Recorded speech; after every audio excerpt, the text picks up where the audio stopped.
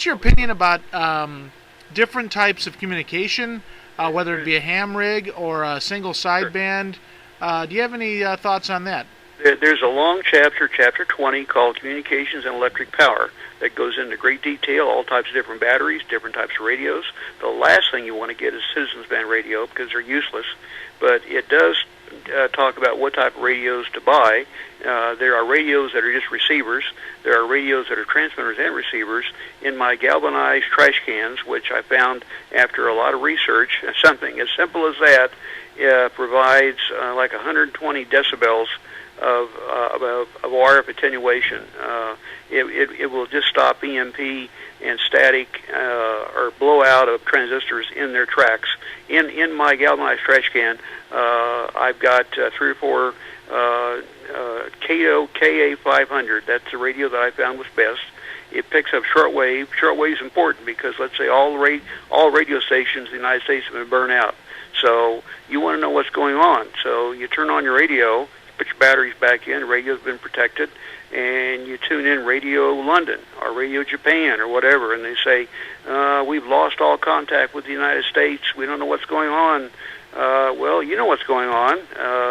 We've been hit by EMP, and you're the source of news. Now, if you want, you can have some type of go-between of a person that will carry news to local authorities to let them know what's going on, but you darn well better stay stealth, because, boy, if they find you, the fact the guy's wearing a badge and has a gun is not going to help you a bit. You're going to end up in a FEMA camp with all of your 6 months of supplies that were going to hold you over and keep you safe. They're going to be gone. Let me ask you this. You mentioned a galvanized can. What about a metal safe? If you have a lot of the safes nowadays are obviously they're made of steel. Would that be an adequate protection against EMP? I have a safe. I've not tried it. Galvanized trash cans cost $15 for 32 gallon size. Boy, that's cheap. I just go buy the trash cans. You put the trash can lid on tight, and you put a radio down at the bottom. You can turn it on to the loudest station there is, and you will not hear a thing. But a safe, yeah, that's okay. No problem with that. But it wouldn't be my first choice. Now you mentioned Rawls' book. Of course, we're going to advise people check out your book here as well. Do you have any book recommendations other than Rawls'? Oh goodness. As a real recommendation, quite frankly, no. There are books that have bits and pieces, that tell you how the good parts of a frog to eat. Bugs that you can ingest, things that are just yucky. But basically, the Rawls book takes you where basically he's over the last 20-some years, he's put himself together a homestead somewhere in the western Rocky Mountains. I think it's in Montana, but he's not talking, which I wouldn't either. He is totally self-contained. Everything, he provides his own power. The world could end, and he wouldn't know it unless he turned on radio.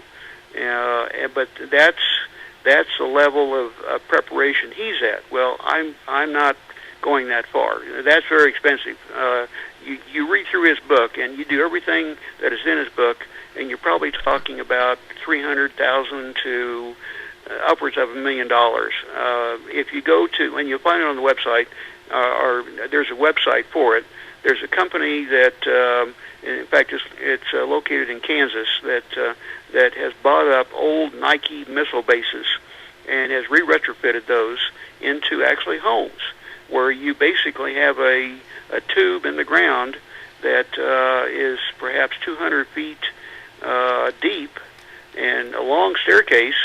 The fancier ones have elevators, and they have kitchens, and they have living rooms, and it's just a regular home. Some of them have fake windows they put up, and they paint stuff so it looks like you're on the outside, and that's really neat. Supposedly, there are camps, call them camps, in mostly Idaho that companies have put together where they have built um,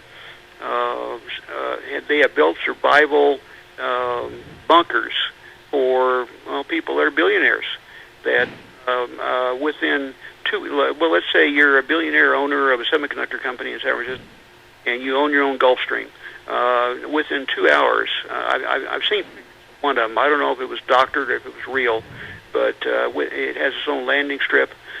Supposedly, within 2 hours, you get on your Gulfstream and you land in Idaho, and you go to your bunker. You go down about 300 feet, and you ride out the nuclear bombs, and a couple years later, you come to the surface, and you're up and running. But another important chapter of the book, by the way, and many of them are just the title will explain what it's all about. One of them is what was I thinking? Well, there are people that say, well, I will grow my own food, and that's fine if the event is not significant. But if it's significant, and you've got to put barbed wire around your garden and sit in the middle of the garden in a lawn chair with your shotgun to keep people from stealing food as it grows. Food doesn't grow overnight. It takes months. And is somebody going to come along and shoot you from 500 feet away and then come in and take all of your food? That's possible. If you have a neighbor that you love to death, but the guy didn't prepare at all, and he's reaching through the fence to try to grab one tomato to family, would you shoot that person? Heaven's sakes, no. But there's also another 1,000 people right behind him wanting that same food. So the best thing to do is to have all of your food already pre-bought. Make up menus for a month, and then take it times 6, take it times 9, whatever. Buy food at Walmart that has an expiration date of 2 years or more. And if you want to get into the Bob Rawls book, you buy ER bars just ER bars. You can find them on Amazon. They taste terrible, but they have an expiration date of 25 years, and they have all the nutrients that the body needs, except for water. If you eat but don't drink, you'll be dead in 4 days. You have to have water in the body, and that's something that's very critical. That's known to have killed quite a few people in concentration camps. They were given food but no water, and you need water to digest, so you have to have water. Yeah. Now, civil unrest is also an issue. Protecting yourself from that, protecting yourself from looters, protecting yourself from the neighbor who didn't prepare. Any time that you do prepare, and there's just a world of people around you that haven't, and that really seems to be the case today, because it seems to be a minority of us even talking about this. A lot of people want to just bug out, and I know that I don't have a retreat in Montana. It'd be nice if I did. And for me, I think the decision to bug out, I know it'll be different for each person, but I guess once things become untenable where you're at, then you have to do it, but then you almost have to anticipate, because you don't want to wait till the last minute. If it's untenable, I mean, if whatever happened in your backyard, you better run. But in fact, my book talks about, everybody, or a lot of books talk about bug-out bags. Well, the problem with that is, let's say your bug-out bag has maybe a 357 Magnum in it, and has a couple bottles of water, and a pair of socks, and a few other things. Problem is that you start heading out of town, you're going to have to get it 300 miles away before you start running out of other people, because you're not the only person that has an idea of a bug-out bag. Let's say you're going to get out into what was rural country, only to encounter 10 to 20,000 other people carrying bug-out bags, shoulder bags, backpacks, so forth, all loaded up with supplies they thought. And it's going to be like if you know what a battle royal is in wrestling, where people, they form tag team gangs and go after each other. That's pretty much what would happen. Very dangerous. And some people have fitted up Winnebagos. They spent $200,000 on a Winnebago, and they have run-proof tires and so on, armored sides and so on and so forth. Or they do a cheap and do a van. About 1%, about 1% of the world is just plain bad. 99% of the world are good people. About 10% of those are people that if they get away with something that is minor, they might do it. If money was sitting there on the table and they thought they could take it without getting caught, they would take it. But there's only about 1% of the people that are just plain bad. Only problem is they can create a lot of damage. And if you get those people together as a gang, and you see a Winnebago coming up, and there's a roadblock up ahead, and this roadblock has 3 or 4 black SUVs and guys that are all outfitted in what looks to be military or law enforcement uniforms, which have been stolen, and probably the people that were wearing them are all dead, waving you over, and the next thing you know, you're dead, and your Winnebago has been stripped clean, and they wait for the next victim to be running down the road.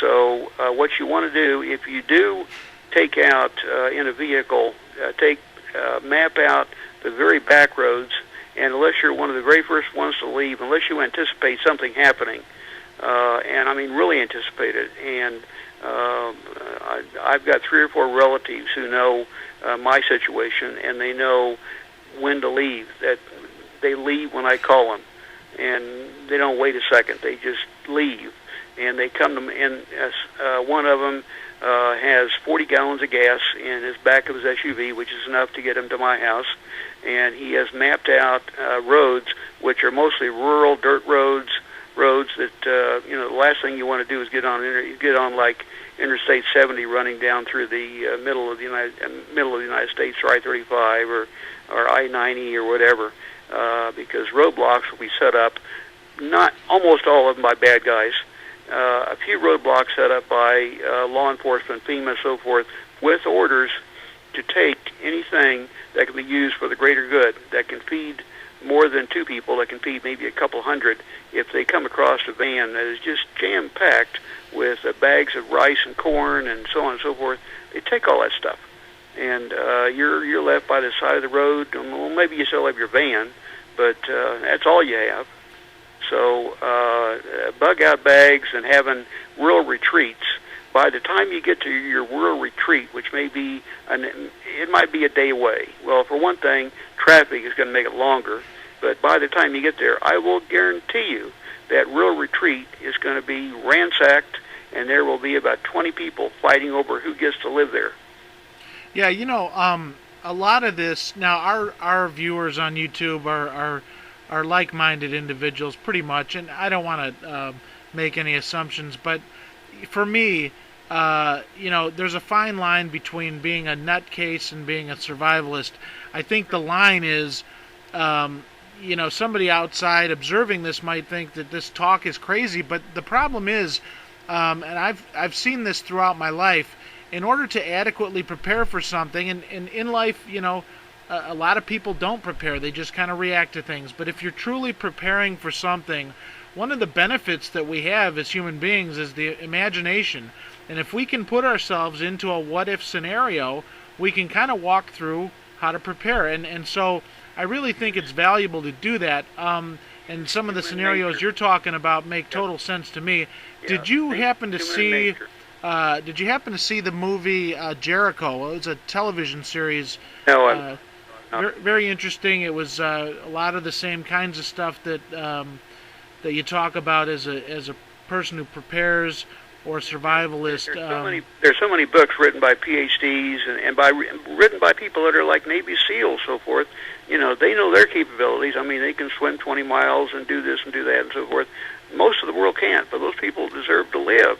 And it's not that hard it's not that difficult to prepare to survive through a 3 to 6 month difficult civil period. Yeah, now talk about the book's approachability. As I've read parts of this, I've kind of jumped around a little bit. I am going to sit down and read it from one end to the other, but it comes across as very approachable to me. Maybe that's because you're not one of these Navy SEALs, but what's your philosophy? What is your total approach to the topic that you think makes this so approachable? Well, I appreciate saying that. It's not the first time I've written a book. I've written many articles, mostly technical articles in my occupation and avocation and so forth over the years. And I found, in fact, if you watch my YouTube videos, you will find that my YouTube videos are purposely, even though I can make myself sound like a newscaster, I can, I've been taught, I've been a speech teacher, all those things. But the best way to do it, to get a message across to people, is to act like you're talking to one person. It's just you and them, and that's all there is to it. And in what you have to say or what you have to write, you first tell them what you're going to say, and then you say it, and then you tell them what you said, and that's all there is to it. Well, that sounds simple enough. I'm sure there's probably a world of or a wealth of experience behind that. But yeah, I find the book to be very approachable. And appreciate that. Thank you. Yeah, one of the other things I totally agree with you on is that, you know, the people that have not prepared. I mean, it's not something that everyone thinks about, and not that our government is supposed to be Big Brother or a father figure or anything like that, but they sure as heck aren't telling us what to do. And a lot of people, unfortunately, look to the government, and they're not forthcoming in any truth, and it kind of exacerbates the problem. We've got real problems in the economy, and we're kind of teetering on the brink of something. A number of things could happen, all of which mean the food supply could be interrupted, water probably last to go, but maybe quality water. The survival triangle. We need to be prepared. What are some of the ways that you're personally preparing? I know that your book outlines it, but what are some of the ways you personally are doing this? Well, if you go into my supplies, call it a depot. My wife likes to describe it as an Army depot station. It's got that much stuff in it. It's basically everything. Just keep a list of all the stuff you use over a 6-month period. It's not rocket science, and just have all that set aside and don't use it for other purposes, and make sure that it's safe and so forth. But if you just I keep repeating it, but if you just think human nature and take all the different things from sanitation to medical to civil unrest to what the government would really do, long-term survival over 6 months, that's Mr. Rawls's book, gone bags, country retreats, things like that, and you think about what would really happen. Would my retreat be there? Would a keep out, this is private property sign actually keep somebody out? No, I don't think so. You just have to think in a real world environment, and that is the way that I wrote the book. And other writings I've done, that's what I always did. There's quite a section in there, and it's some people have come back and said this is way too long on electromagnetic pulse and also cyber terrorism. Reason I made those 2 chapters so long was that I believe personally, because I know for a fact that 2 countries, Iran and Russia, have invested a significant amount of money and are doing it now in EMP research, EMP equipment. For all I know, EMP bombs, call them, are being built in the United States right now. And I have no proof of it, but if you were to take, let's say, a ring of EMP bombs, you put them on 100-foot towers or something, ring around Washington, D.C., and set them off all at the same time, you don't need to set off a nuclear bomb at 140,000 feet to wipe out a tractor radio in Nebraska. Who cares about that? What you care about, there's about a dozen data points, data data areas in the United States: Wall Street, Silicon Valley, Washington D.C., Chicago, a few other areas like that. You take those out, you basically take out North America. That's what they're after.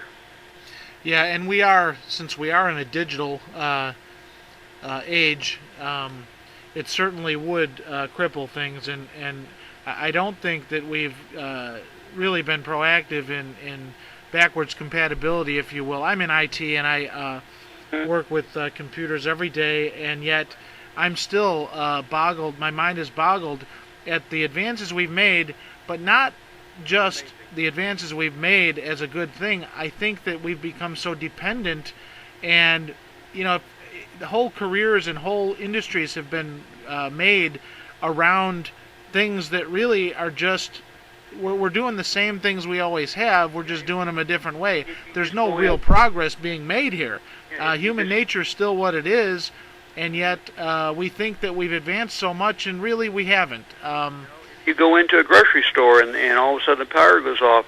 Try to get a 16-year-old cashier to make you change. They can't do it, and unless they've got a pocket calculator with a battery in it, they have no clue. They're pushing the buttons. They push the buttons, and they whatever the numbers say on the screen is what they give you. The old technology is gone. People, and even my age, things like shoeing a horse or things that are out of the 19th century. If an EMP and cyber attack major league happened, our country would not, North America call it, would not jump back to the 19th century, because the 19th century things are all gone. Horse and buggies and so forth, they're all gone. We would go back to the 14th century, where it's basically dark ages, and could we climb out of the dark ages?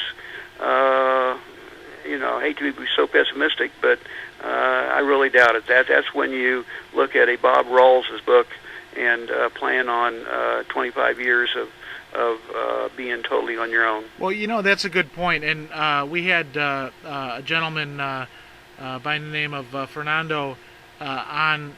We did an interview with him a week or two ago. And he is living through the aftermath of hyperinflation in Argentina. Oh, yeah, I've talked to him before. I know him, yes. Yeah, excellent guy.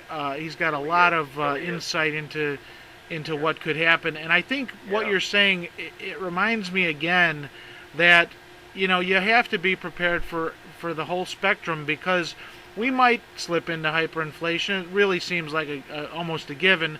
But the assumption has been that, things will run, but just not as good. But if there is, some people talk about peak oil, and there's all kinds of reasons why our, fossil fuel reliant system, whether an EMP knocks things out or we just run out of the fuel to keep it running, we very well may go back to the 14th century. And what's wrong with knowing those skills? It doesn't take much to prepare, but the consequences are pretty huge. Well, quite frankly, my book does not take you back to 14th century. If that bad, I don't really want to be around. Bob Rawls's book does. Now, when people, even laugh at you, and I got past that long ago. I don't care what. Oh yeah, I don't either. I call it assurance. There's insurance and assurance. There's maybe a 90%. It used to be 99%, 1%. Now I think it's 90%, 10%. 10% chance of just all heck breaking loose, and it used to be 1%. And if nothing happens, if the 90% happens and everything is fine, other than, we have bad inflation or economy is terrible and so on and so forth, but the world doesn't end. Well, all you've done is spent a couple $1,000s, maybe max, getting all your supplies. You've learned a lot. You've got that peace and self-assurance. That inner peace and self-assurance is worth so much. Yeah, I think you're absolutely right there, and that's kind of been my approach to it. I don't know. Hopefully, I won't need the stuff. Since it is food, it's not a waste. But call it a hobby, call it whatever. It's certainly not a waste of time, and I think it helps me prepare for just other life issues as well. So I think it's worthwhile. We're coming to the end of our interview, and I really appreciate your insight. Happy to do it. Infinite Dangers is the name of the book. The website is infinitedangers.com. And Gary, how do people get a hold of you if they want to talk to you? For the next couple of weeks, the book is still free. Go to infinitedangers.com, click on the image that is the book, and it'll bring up either save or read, and do either one. And it's there. If they want to get in touch with me, my email address is my first initial last name, Gyantis, at gmail.com, gyantis@gmail.com. I also have another email address in the book, so not hard to get in touch with. The book is not set in concrete, by the way. So if anyone has other suggestions, I've had some excellent suggestions from people that were early readers. And any suggestions, comments, I certainly welcome them. The book is not in PDF form as yet, so it's not ready to go. Well, we really appreciate your insight, and we'll probably keep in touch with you, and maybe we'll talk to you down the road. But I certainly thank you for your time today, and we will talk to you down the road. Okay. Yeah, I enjoyed the interview. Appreciate it. Thank you. Thank you.